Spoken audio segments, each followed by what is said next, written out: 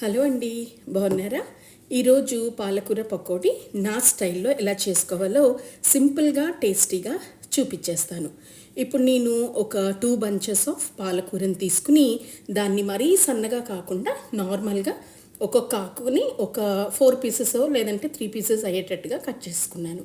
ఇప్పుడు కట్ చేసుకుని దాన్ని ఒక బౌల్లో వేసుకుని ఉప్పు, పసుపు, కారము, వాము, కచ్చా పచ్చాగా దంచి పెట్టుకున్న కొరియాండర్ సీడ్స్, ధనియాల సీడ్స్ అనమాట, జీలకర్ర అవన్నీ కూడా వేసుకుని అందులో మనము స్పైస్కి సరిపడగా పచ్చిమిరపకాయలని అలాగే కరివేపాకును కూడా సన్నగా తరుక్కుని అందులో వేసేసుకోవాలి.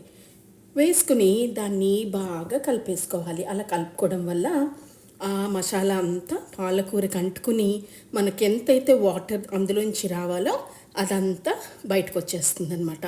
దాన్ని ఒక్క 5 మినిట్స్ పక్కన పెట్టుకుందాం. పక్కన పెట్టుకుని ఇప్పుడు బేసిన్ తీసుకున్నాను శనగపిండిని.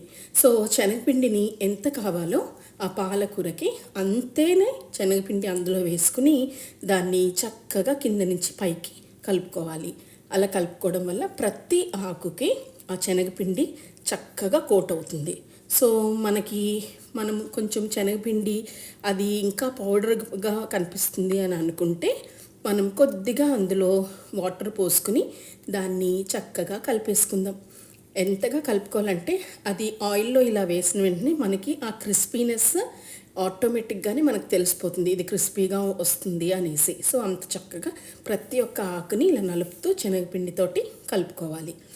ఇప్పుడు మనము అలా కలుపుకున్న ప్రోడక్ట్ని ఒక 5 మినిట్స్ని పక్కన పెట్టేసుకుందాం.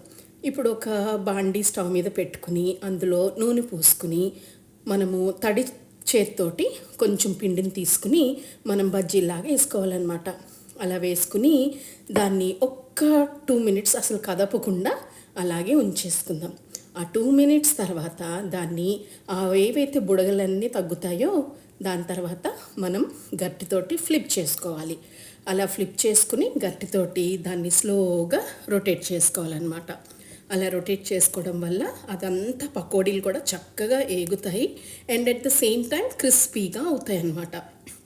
సో ఇది ఒక మంచి టీ టైమ్ స్నాక్. ఈ టీ టైమ్ స్నాక్ని మనము ఈవినింగ్ పూట కానీ లేదంటే ఎవరైనా గెస్ట్లు వచ్చినప్పుడు కానీ టొమాటో కెచప్తో కానీ లేదంటే గ్రీన్ చట్నీతో కానీ టీతో కానీ సర్వ్ చేస్తే ఎంతో హాయిగా తినేస్తారు. సో మీరందరూ కూడా ట్రై చేసి నా కమెంట్ బాక్స్లో మీ కమెంట్స్ని ఎక్స్ప్రెస్ చేయండి. Thank you for watching.